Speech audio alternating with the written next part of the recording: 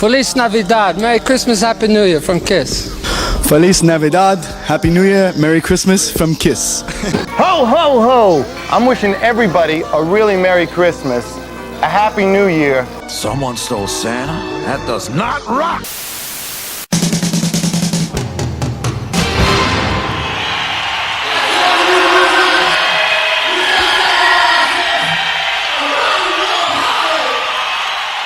Going on, vinyl community, and welcome to the first episode of a new series called 25 Days of KISSmas, where every day leading up to KISSmas I will be reviewing and discussing every Kiss studio album plus more. For the first episode, I will be reviewing the self-titled debut album from 1974. Now, before I go about reviewing the album, let's just focus on the early timeline for this band, and this is astounding. They played their first gig at Coventry on January 30th, 1973. They recorded a demo with Eddie Kramer at Electric Lady in March, secured a manager with Bill Aucoin in August, landed a record deal with Neil Bogart's newly started label Casablanca in September, recorded their debut album at Bell Sound Studios in October, performed their performance industry debut at the Academy of Music on New Year's Eve.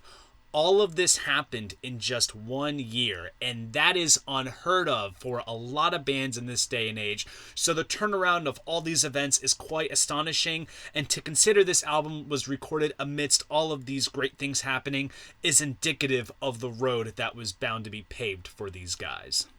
So let's dive into the album. Side 1, Track 1, Strutter. A phenomenal album opener which was written before Peter's entry into the band and was one of 3 songs performed by the band at a showcase for Epic Records in late 1972. Paul borrowed the main riff from a Gene composition called Stanley the Parrot, and he went about writing lyrics about ladies of the New York glam scene that would walk the streets of New York. It's got a similar swagger to the Rolling Stones song Brown Sugar, and it's a key early era track and was also the third and final single to be released from the album. Track 2, Nothing to Lose. This was the band's first single, and a rather interesting choice since the lyrics are about intercourse of the backdoor kind. Trust me, Gene had admitted it. The studio version has some additional piano work from Bruce Foster, and this was also the first Kiss song performed on television as part of their appearance on ABC's In Concert. Track 3, Firehouse. This was another song that was performed at the Epic Showcase in 1972. According to Paul, the song originates back to when he was in high school, but it took form as Wicked Lester was transitioning into Kiss. Now, this is an obvious nod to the song Fire Brigade by The Move, with the similarities between the lines, get the Fire Brigade and get the Firehouse. Ace Frehley nailed the guitar solo to this tune in one take, and within the live setting, it became a long-time staple, as well as a showcase for Gene since he would breathe fire at the end of the song, as seen on ABC's In Concert, as well as the Mike Douglas Show. Track 4, Cold Gin. This is one of Ace's earliest contributions, written on the subway about the drink you have when you're down in the dumps and you need something to bring you up. While Ace did write the song, he lacked the confidence to sing lead vocals, so it was handed off to Gene to sing, which is kind of ironic since Gene doesn't partake in drugs or alcohol, but yet it's another iconic song in the band's repertoire. Track 5, Let Me Know. Now, this song plays a small part in history because the original version of the song, which was called Sunday Driver, was the first song that Paul played for Gene at Steve Cornell's house before they would join forces and form Wicked Lester. Now, this is the earliest instance of the classic trade-off lead vocals between Paul and Gene. Now, the instrumental outro at the end of the song was often used as an outro for songs like She and Watching You in the live setting around this time. Now we're going to flip the album over to Side 2, Track 6, Kissin' Time. Now, this song was not featured on the original pressing of the debut album. After a couple months had passed and the album failed to make an impact, the band went back into Bell Sound in April 1974 to record their version of this track that was made famous by Bobby Rydell back in 1959, which basically launched his career. Now, fun little fact, Casablanca founder Neil Bogart had worked for Cameo Parkway Records, which was the label that Bobby Rydell was on on when his rendition of the song came out. So the song was kind of reworked to steer clear from its bubblegum pop origins. Gene, Paul, and Peter traded off lead vocals, and the intro of the song did form the genesis of one of the band's earliest stage introductions, which was Put Your Two Lips Together and Kiss. Bogart hoped that it would give the band a hit single, and while the band did perform it briefly in 1974 to sort of push the single, it didn't do much in the charts, but yet it did boost sales of the album. The band wasn't fond of the idea of doing the song to begin with, but yet they went along with it, and it was certainly against their wishes when the song reappeared on subsequent pressings and editions of the debut album, starting in July 1974 onwards to the present day.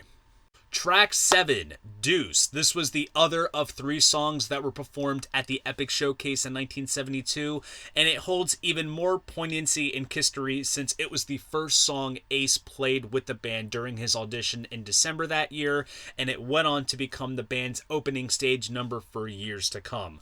While the lyrics don't have much meaning or sense behind them, they convey immense attitude, and musically it riffs off of a couple of Stones tracks. Track 8, Love Theme from Kiss. So this song, written by the whole band, was originally a part of a song called Acrobat, which was performed during their club shows as well as the first album tour. The song's composition is distinguishable since there was the instrumental first half, which is this song, and then the second half is a more up-tempo jam-like portion, which is often called Much Too Young, titled after the main lyric of that segment.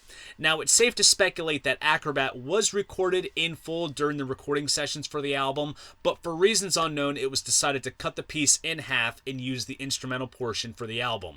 As to why it's called Love Theme from Kiss, producers Richie Wise and Kenny Kerner pointed to the idea that love themes were a big thing at the time, and who better than for Kiss to throw their hat in the ring.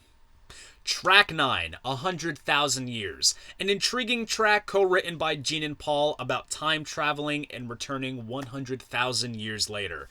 Beyond the surface, it's a bit of a head-scratcher lyrically, but where this song really comes to life is the live setting. Since sometimes Gene would do his blood-spitting bass solo before the track, Peter would usually do his drum solo in the middle of the song, and then Paul would come out and do his stage raps with the crowd, and the whole Do You Feel Alright bit with the Flames, such an integral part in the early Kiss live show.